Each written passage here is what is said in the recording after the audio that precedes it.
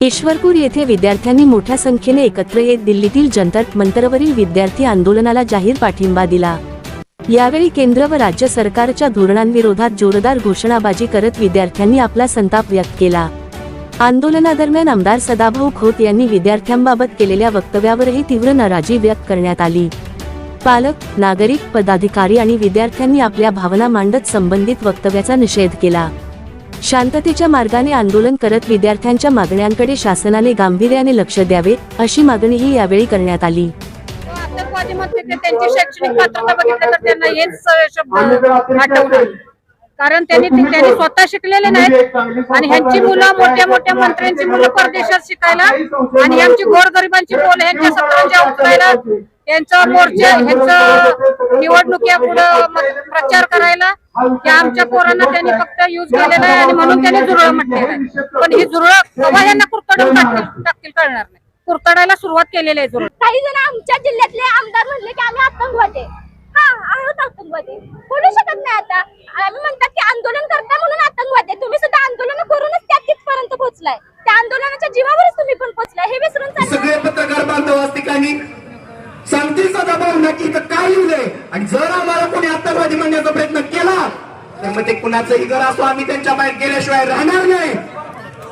बऱ्याच जणांचं मत आहे की संसदेच्या बाहेर आम्ही मोर्चा केला, या संसदेत विद्यार्थ्यांच्या पेक्षा विद्यार्थी जाऊन युवक होतो, युवक जाऊन माणूस होतो आणि तीच यातलाच कोणतरी जाऊन तिथं खासदार होत असतो। अरे खासदार आमदार आमच्यापेक्षा मोठे नाही।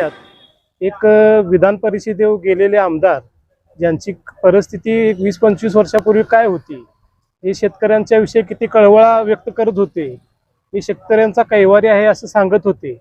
त्यांनी खरं तर ती चळवळ ती मोडून आज आमदार या आमदारकीच्या तुकड्यासाठी आणि आता मंत्रीपद एखाद मिळते का यासाठी असलं विद्यार्थ्यांना दहशतवादी म्हणण्याचं सुद्धा काम इथपर्यंत त्यांची मजल गेलेली आहे।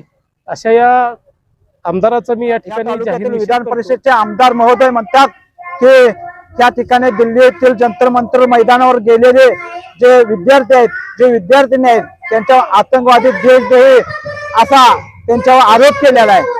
आज खऱ्या अर्थानं मला सांगायचं आहे की या देशातील बेटी आपल्या न्याय हक्कासाठी जंतर मंतरवर जाते त्यावेळी या सरकारचे मित्रपक्ष अशा पद्धतीने आरोप करतात।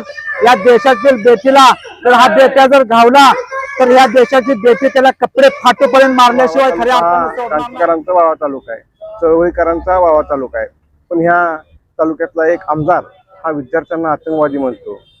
खरं तर ह्या आमदाराला शिक्षणाचं काय महत्व आहे, हा किती शिकला, याला साधं नीटचं स्पेलिंग येतं का याची माहिती पहिला त्यांनी दिली पाहिजे। जर हा विद्यार्थ्यांना आतंकवादी म्हणत असेल, हा जे विद्यार्थी आंदोलन करतात त्यांना आतंकवादी म्हणत असेल, तर हा आमदार याच्या आधी चळवळी करायचा, आंदोलन करायचा, त्यावेळेस तो आतंकवादी होता का असा प्रश्न मला एक विद्यार्थी म्हणून पडतोय। त्या घटनेचा जाहीररित्या आम्ही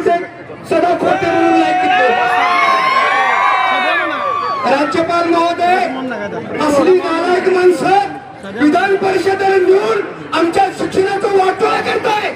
तुम्हाला सुट्टी नाही, सुट्टी